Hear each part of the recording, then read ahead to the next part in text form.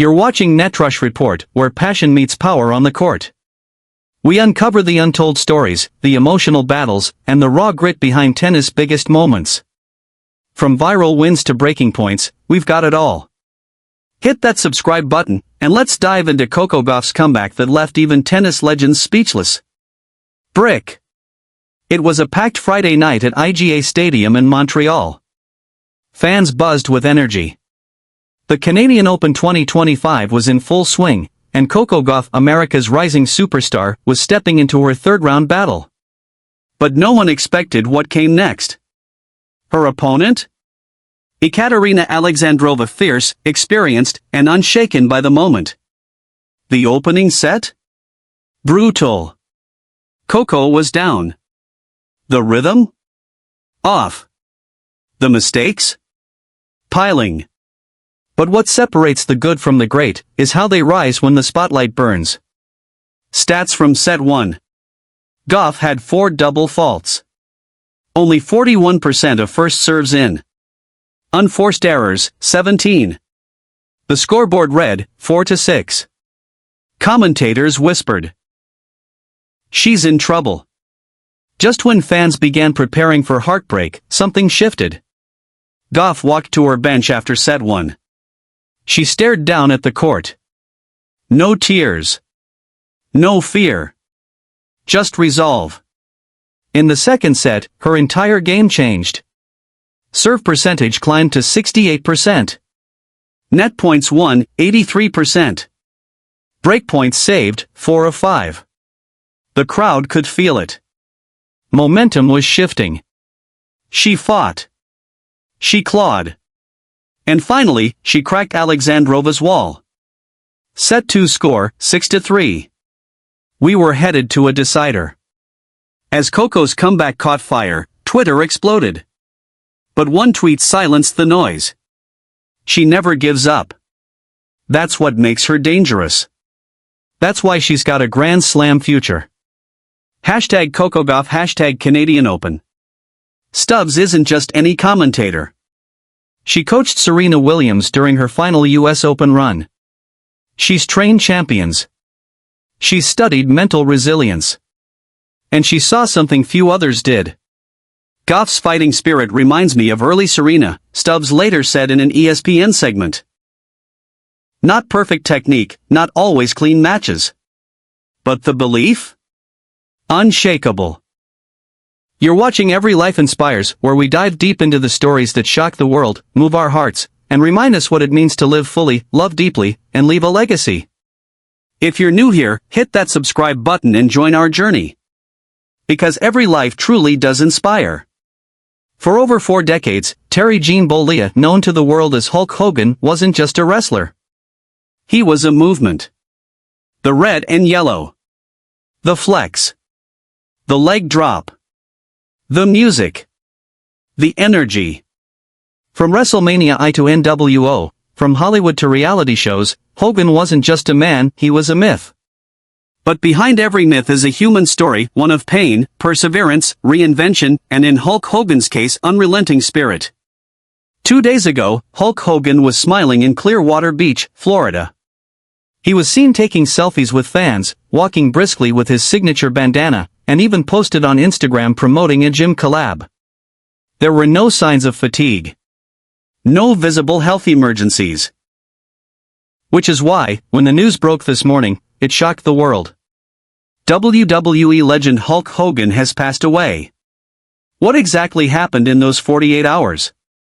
Monday 2 p.m., Hogan was spotted at Hogan's Hangout, his bar and restaurant in Clearwater. He greeted fans, posed for photos, and even made a short speech. Monday 9 p.m., close sources say he left the bar early, citing feeling a little tired. Tuesday morning, friends say he canceled a podcast appearance. No public statements were made. Wednesday 8 a.m., reports suggest Hogan suffered what paramedics called a medical emergency. He was rushed to the hospital. Wednesday 11:23 a.m., Hogan was pronounced dead at a Florida medical center. No official cause of death has yet been confirmed. But rumors are flying. Let's explore them. Hogan's massive frame and years of physical stress in the ring raised concerns. Though he was strong, he had previous back surgeries and spoke about nerve issues. Could a hidden heart issue have triggered a sudden collapse? He once admitted in an interview to taking medication for pain, especially after a lifetime of injuries. Was there an accidental overdose or drug interaction? In recent months, Hulk Hogan was facing multiple legal battles regarding his name, trademarks, and even a rumored documentary deal falling through. Friends say he was under pressure. Medical experts suggest that sudden collapses in men over 70 often trace back to strokes or aneurysms. These can show no symptoms until the fatal moment. But as we wait for autopsy reports, one thing is certain: Hogan didn't see this coming, and neither did the world. Dwayne "The Rock" Johnson. Without Hulk Hogan, there would be no Rock. He paved the path. He inspired my family. Rest easy, brother. John Cena. The man. The brand. The legacy. Thank you for being the spark that lit wrestling's fire. Vince McMahon. He made WWE what it is today. He was more than a talent. He was family. Within hours of the fan shout, TikTok creators were making lip-sync parodies. One popular creator reenacted the moment with captions like, "When you've been following #SitSadosa for a year and now you're shooting your shot." Another TikToker remixed the fan's voice with dramatic music, adding, "Me when I find out my favorite couple is on the rocks." Even tennis legends like Nick Kyrgios and Ons Jabeur chimed in with laughing emojis on reposts. Tsitsipas himself later shared a meme of the moment with the caption, "Tennis fans are different." It was both hilarious and painful. Because behind the laughter is the real story of two young athletes trying to balance love, fame, and the crushing weight of expectation. The truth is, Stefanos and Paula aren't just two tennis players. They represent something rare in modern sport: a visible, emotionally open couple in a brutally isolating profession. Both have spoken publicly about struggles with anxiety and depression. Both have fought off injury and harsh criticism. Both have leaned on each other.